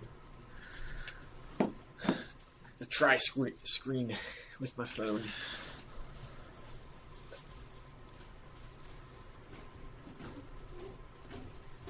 A couple of tight ends went off the board already. I don't know that I saw the Notre Dame kid, but let's... I think he's still there. There's a couple of high-end ranked players, but I know nothing about Jamar Johnson. I haven't seen any tape. Jamar Johnson is like all I know is like PFF's like top safety of the draft, but they always do stuff weird. Our boy Tommy Trims, he's still in there. He's still there. Average draft position 140. Oh, that's fantastic. Dallas is the number one who's been drafting him. let's just kind of look around, because I don't think we have to fall in love completely with value. I like Ambry Thomas out of Michigan as a depth cornerback play. Doesn't necessarily have to be this round. Do we see any other names? I like Aaron Banks, the guard from Notre Dame. I think he's a good late round pick. It's hard to go wrong with a Notre Dame offensive lineman. In fact, usually when I get to the end of like 6th or 7th round and there's just those throwaway picks, I'm just like, oh, they played on Notre Dame or Wisconsin's line. Sure. Yeah. Notre Dame, Wisconsin. Used to be Iowa a little bit ago. But yeah, exactly. It's like. So I have no overwhelming thoughts They may on not be a Pro Bowl this pick whatsoever. There's nobody that just jumps out at me. In the next round, at like 138, I've got some other late round wide receivers I was keen on, but otherwise, kind of wide open for me. Yeah, I feel the same way, John. I mean, at this point, it's like you're glad Trimble's still there. Do we love him? I don't know. He's one of my. And so, Go ahead. yeah, I mean, I think drafting for depth is good. But yeah, there's nobody I'm like, I don't know that there's anybody I'm dying to have here. And I don't even know, John, if this is a spot where you maybe trade back and just acquire more picks and kind of see And here's what you would hope your team might do by what now. happens. Is they had those extra picks, they might have paired up and maybe jumped higher in a spot earlier. Maybe jumped a few picks in the 3rd round, or absolutely to get another specific player. I'd rather you throw a couple extra late round picks to go up and get the guy you want that you have a plan for, than just kind of throwing darts at the wall. Now, I like the late round linebackers from Ohio State. I don't think, considering that they even lost their other backup linebacker who signed with Houston, forget his name. He played a couple of years with us, who is a great backup linebacker, but he was forced into starting the entire time because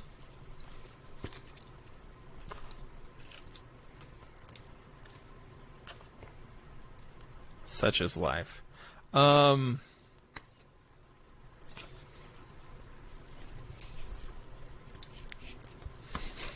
sorry, I gotta pause here. I'm gonna make a pause here. I mean, I could hear all the munching, all the food sounds. I was just like, that is why the camera's you off. can go ahead when that happens. You can also go ahead and hit that mic button too, at the bottom left-hand corner. Consider that like your mute button. So if you ever need a cough, let me make a notation of when this was. Okay. I will disable for the go next ahead. 2 minutes. So going dark. Chris Cortez going dark.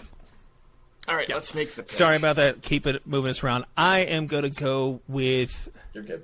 Since Yeah, Chris we're is going dark. We're going to go and make the pick. I think I want an edge player here.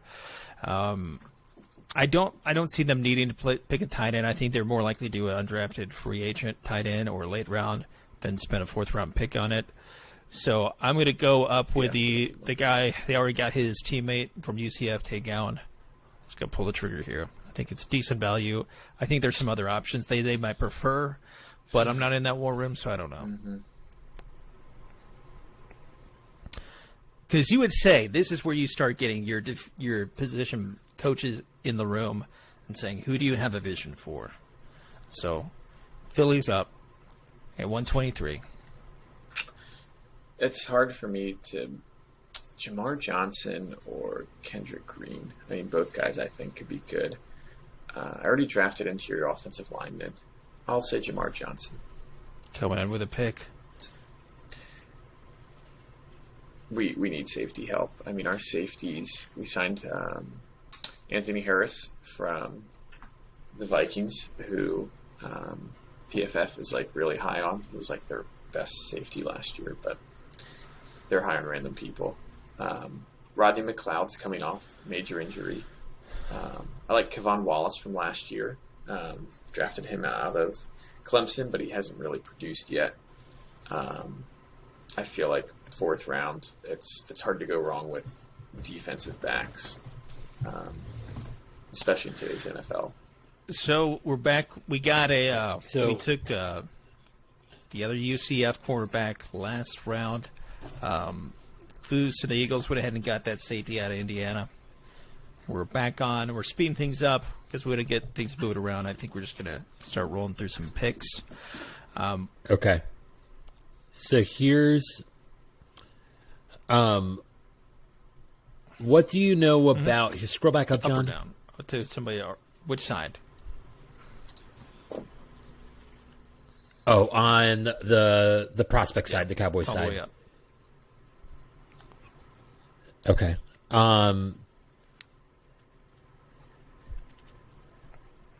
I saw, and maybe I just missed it. I saw an edge rusher on here from Penn State that I was going to ask you about to see if you knew anything about him. Most likely not.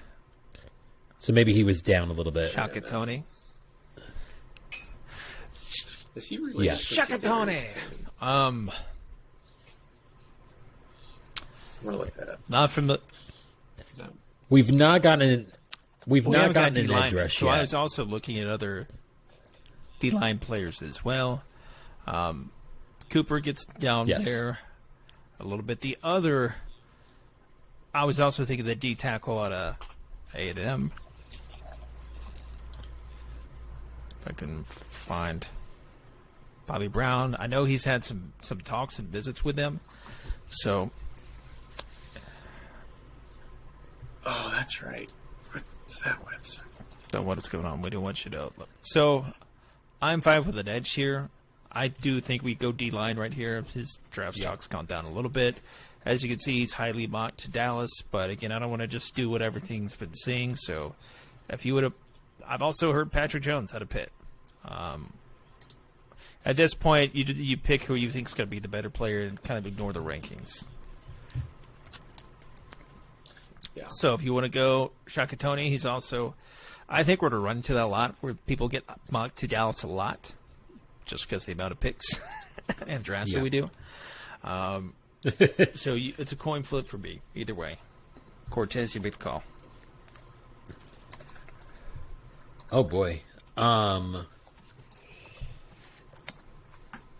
It's tough. I feel like going into this draft, it's a huge need. Dallas's defense. I mean, you obviously have all the weapons on offense. You've just secured Dak for a lot of money.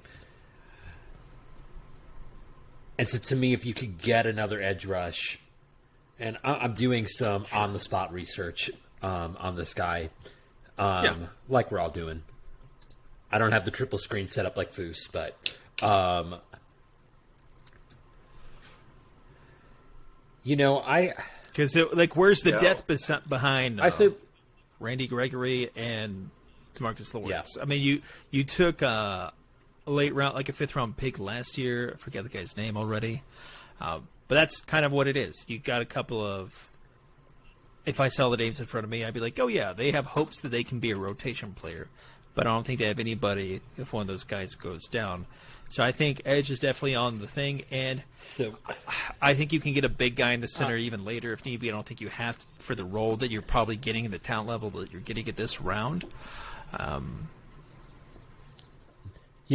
I'm looking at what NFL.com has to say about him, and they're thinking he's going to be there in round 5, maybe even round 6. I think if there's an interior lineman that you really like, that I would say let's just pick him. We'll wait. It's really throwing darts. On this guy. But I do think there's a pocket of edge rushers here that you can go through. I don't know how much of drop off you'll have between some of the other guys that are in the area. So I think we can like a Patrick Jones, or even Tyron Jackson from Coastal, like small school but had some production. Yeah, let's do it. Let's go Bobby Brown. Keep this thing rolling. Let's do it.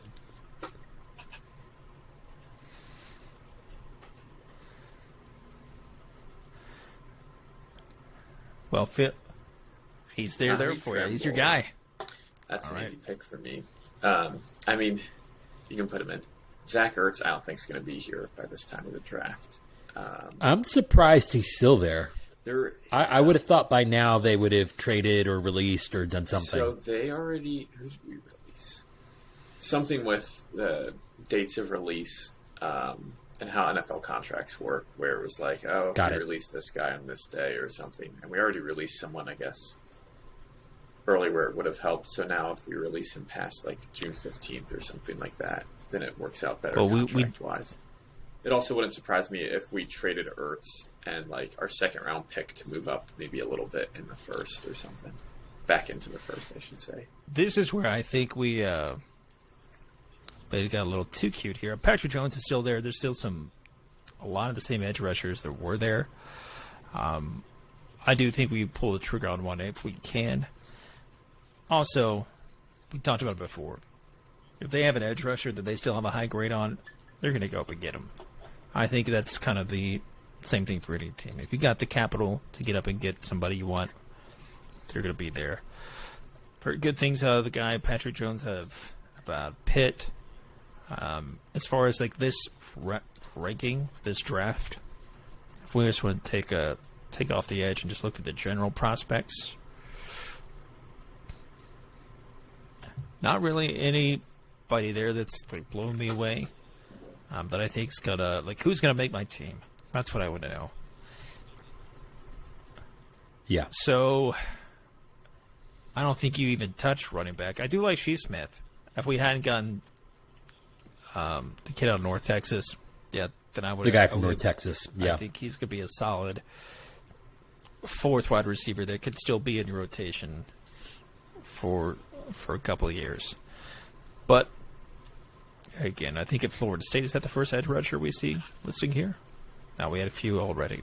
So, considering there's nobody else that I've even heard connected with them or that we're in love with, I'm not against hunting down prospects by position. We know anything about Noah Gray tied in there. Played at Duke. So. Thanks, Foose. Now, here's something I could easily see Always Dallas doing. They love them some Boise State players. So they do. Don't be surprised considering they don't have a lot of depth tied in beyond their first two guys, Dalton Schultz and I can't think of their first string guy. I talked about him earlier. Blake Jarwin. They don't have a really third guy. They've signed some like journeymen, but that could be done there. So, tight end edge. What are you thinking? I'm doing some homework. I'm doing some homework. I think. Yep. Let's take a look at edge rushers. I think we're at the point in the draft where, maybe with my last pick, I pick a tight end. Or maybe next round. But I think you can put money on that. Somebody from Boise State will either be drafted or be an undrafted free agent. Yeah. So I think we look at the guys we have here. And so you were mentioning that they've talked to Patrick Jones. No. Is that right, John? That's just I've heard no through different podcasts. Like a lot of people and pundits are high on him as far as like tangibles, but again, some of it is the level of competition that they play against. But of course, you can see their average draft position has plummeted out for the past few months because he was somebody that was going in like third and fourth rounds. So why he's fallen off, who's to say? At this point of the draft, who's even to say that teams are going to be falling? Yeah, they're going to have their board. They're going to stick to it. They'll probably have a lot of these players won't even be on their board. They wouldn't even consider it even if they do show up at their spot. So if we're down for an edge, do you see anybody that you're hearing reports on that you're in love with? Or if you're just like, hey, let's throw something at the wall?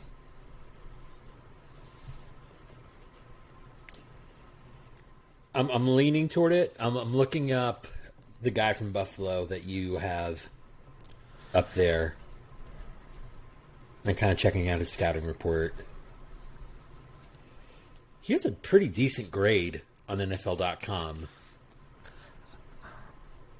So they're projecting him to be Let's around pull the 4 trigger. pick. Let's keep it rolling. Again, none I of say these let's go guys for are going to it. be Yeah. starters.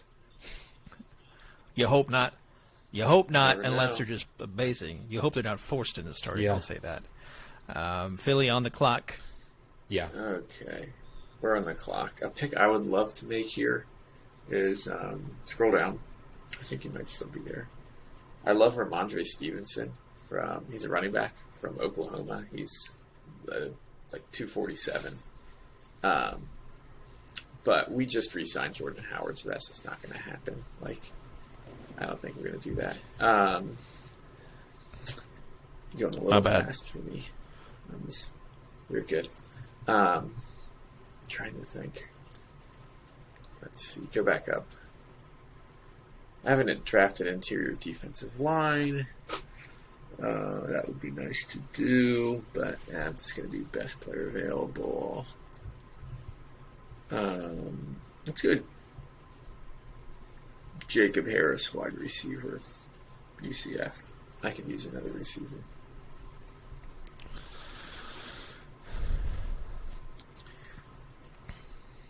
Okay, we're back on with Dallas. I'm with you. I don't if they don't get one of those top. I do think it's either top tight end in the draft or they could just not draft one. It's that type of setup. They could always use Yeah, I depth agree. and linebacker as well. Now, I'm a fan of Shea Smith. I'm also Frank Darby out of Arizona State. He's just a burner that I think is in these later rounds worth taking a swing at just Yeah. to see. Could be special teams. Might not even make the team. I do think she has an opportunity, but again, we already pulled over the trigger on the wide receiver. I think another linebacker this late. Yeah. Go back up, John. I'm sorry. Yeah. So I'm sorry. Scroll down. It's just going a little quick. So yeah, that safety from Auburn Yeah, has a high things. draft position. He does. If you keep going down,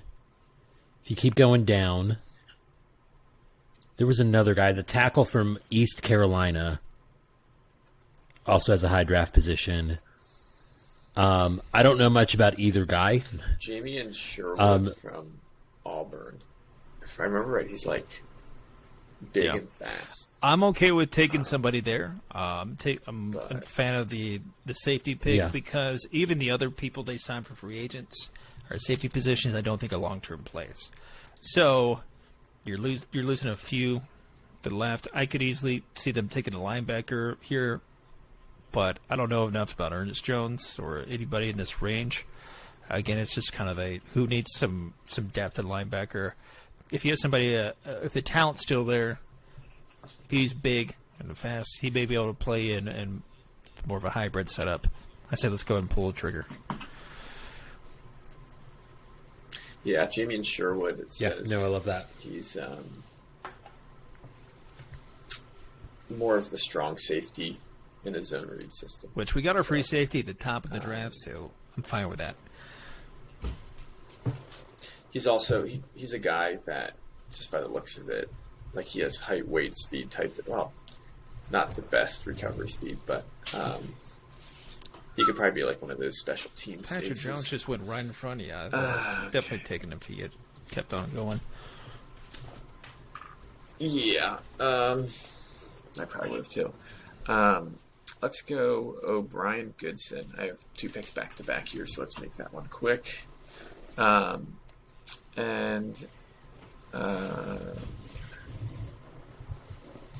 Scroll down. Keep scrolling. Actually, look up quarterbacks. Not a bad spot. Let's get Sam Yep. Ellingham. I would love for Texas. Downs to take him late round. They have brought in the kid from Yeah, Yeah, that's they a have been perfect pick bringing for the this kid round. from SMU as well, which I don't hate that play either. Buchel. Ian Book. I've I don't. I think if Ellinger was there, if Philly didn't just grab him, I think they would be inclined to have a conversation with him. But this is also the range where I just want to take a look and see if my guy with the Jets is there. By the Jets, I mean the Burners. Frank Darby is definitely there. He could also be there around later, but I'm also a big fan of, like, hey, if you got your guy, go grab your guy at this point in time. Do you have anybody, Chris, that you're seeing that you're in love with, or you're just like, hey, I've heard good things, let's worth a shot? We got the kid from Coastal still there. Let me do some homework. Let me do some homework on the guy from Coastal.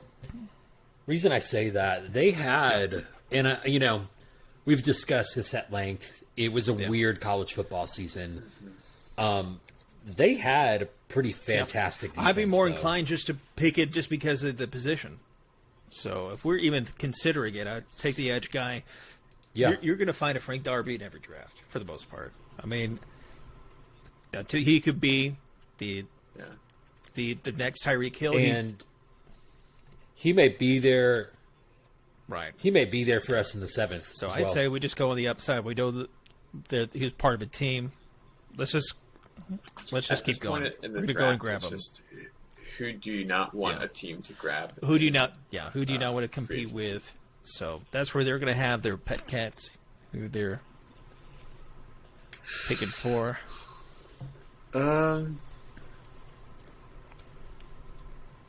Eagles have had good luck with offensive tackles in the 7th round. Let's take that top guy. I feel like it's hard to go wrong drafting. I'm just going to tell you right now, if Darby's there, I'm just going to go Lineman. and grab him. Yep. We'll just keep moving this Do it. wrong. Yep. We need. You sure you don't want Ian defensive- Book? Get that 4th QB. All the controversy. Yeah. I'm just going to take a quick look at There's the no- depth chart. Everybody's favorite player that they want to see is the backup quarterback, no matter what your team is. Let's take Ernest Brown from the edge rusher from Northwestern. I feel like we need a little more depth at that, Now, when we get down here, if you can make it. this is where who's going to play special teams. This is where you get those. Oh, we're already done. Never mind. All right, let's see how we graded. We got a B for our draft grade. Foose D minus. For hey, whatever. So you pick your Haters. players. JOK, solid pick. Quiddy Page. See, Quiddy's probably going to be that guy. He may not start off well, but he could be. C plus for Creed Humphrey. Good. Creed Humphrey could be early second. We late we first. both do good with our third round quarterbacks. Eric Stokes and Calvin Joseph. Yeah. They're Jamin they're Davis, probably A- not minus, going of course. to be there potentially that late. I don't know if I would grade that high. Again, part of this is the mercy of technology. The player's not going to be there. They love Bobby Brown. They did not like Tommy Tremble. They didn't love Jalen. Tommy Tremble, C plus. I don't think they gave me exactly that grade. And by the way, if Sam every time Ellinger, I've seen A him minus. get drafted, he Quarterback is controversy. Love always it. an he's usually an A plus if it's anything after the third round. So we got some flyers overall, very close A minus B plus, and we know that it doesn't matter what anybody thinks, and none of these drafts will really be able to get graded until about 3-4 years after they've been done. So Yeah. Yeah. Eagles drafting edge like Quiddy Pay or someone like that.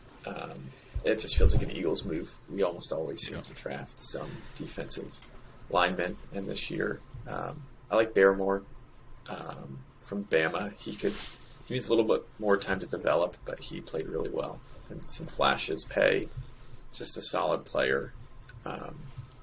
But there's no way. I don't think I'd want to take them at 12. I feel like talent's going to drop, especially like we've talked about. You get those top 5 quarterbacks probably going top 10. You guys could easily be trading out back with the Patriots, and they wouldn't be drafting Waddle, but drafting like Mac Jones. I think it's realistic from where you guys are at to you're going to get top 10 talent if you stick where you're at. Just because of the QBs, the way it pushes down. Yeah. And, we probably won't get like Jamar Chase, probably won't get a chance at Kyle Pitts, but there's not a whole lot of guys that we could have taken at 6 that aren't going to be there at 12. Like Devontae Smith, I think could still easily be there at 12. I could see a world where he's there. And you have like Waddle taken in front of him. Surtain taken probably in that as well. Obviously the top 5 quarterbacks and getting down to stuff like that. I mean, if I think about the wide receiver class last year, who there was always this mixed order, I can't imagine all 3 of those going before 12. So I think you're going to have one of those guys available to you. And hopefully you don't have who's the wide receiver that you guys drafted first round, and then Philly roasted him because he couldn't catch anything, and then he went somewhere else and was doing all right. Aguilar, that's Nelson Aguilar. Nelson Aguilar. He signed a very nice deal with the Patriots. That was a Chip Kelly pick. He was decent last year in Oakland. He was having a decent, or I guess Vegas. Vegas. After he left Philly. I think sometimes you have players that if you don't hit it with your team, it's just too much pressure. You just need a second place. There are some players that really do not thrive with in the same city as a WIP. Yes, Philly sports radio can eat guys alive. I mean, there was that news clip years ago where a guy was catching babies out of a window, and he's like, "We were catching." That's the clip I was thinking of. Crazy. I'm like Aguilar the other night, and it's just like, how do you? I mean, Aguilar responded like a champ and gave the guy tickets, but how do you even try to come back from when your city thinks of you and trash talks you like that? It's a huge mind game. With the Raiders, he was able to thrive. Is his ceiling much higher than that? I don't know. I feel like he could do okay with the Patriots, but I don't think he's going to be worth what they paid for him. It's amazing to me, Foose. The story should have been that they saved all those babies' lives. Not Nelson Aguilar can't catch footballs, Welcome to Philly. But I agree. I think sure, is he a good deep threat? Sure, but I mean, I think he's going to be the number 1 guy in New England unless I'm missing something. I mean, with how many tight ends they have on their roster, wouldn't surprise me if some of them start lining out wide. They're just turn on the burners, let Cam throw it up, and try to run under it. It's crazy though, because Aguilar could not track a ball for his life in Philly. If it was over his shoulder, it was this is just incomplete. Why are we even doing this? But then in Oakland, it was one of his biggest highlights was a crazy over-the-shoulder catch. And it's I think just some players, they have that pressure of living up to be a first-round draft pick, and they just need that second place to go somewhere else. Now, and be. This is something you guys would never do. But if you go back and watch the Eagles Super Bowl highlights against the Patriots, one guy that flashes is Nelson Aguilar, and he got some crucial first downs in that game. He was hit, and he somehow spun out of the tackle and would just go get a first down, and it was just I'm not going to argue with it, but that he had that season in Philly in 2017, and just nothing has come close. And sometimes it's still the right thing for your team to just let somebody go if they're going to have a decent career somewhere else. That's fine. It just wasn't working on your team. It's just taking up a roster spot at that time. And, that way it clears off so we can get superstars like J.J. Arcega-Whiteside to come in and play wide receiver. It's another guy who I don't think he'll ever be successful in Philly because of just everything with him now. Well, I think that's a good wrap spot for our first session.